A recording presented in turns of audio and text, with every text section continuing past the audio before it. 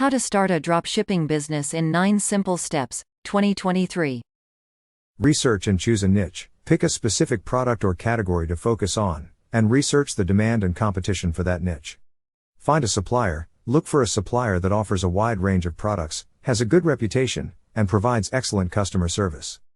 Create a website. Create a professional website that showcases your products and provides a seamless shopping experience for customers. Set up payment and shipping. Set up a payment gateway and configure shipping rates to ensure that customers can easily purchase your products.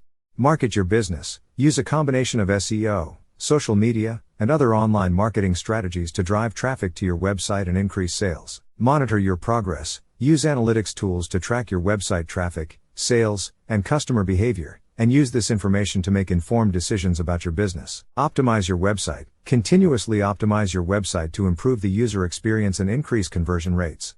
Build relationships with customers. Build relationships with your customers by providing excellent customer service and offering discounts, promotions, and other incentives to keep them coming back. As your business grows, consider hiring additional staff, expanding your product line, and opening up new sales channels to scale your business even further.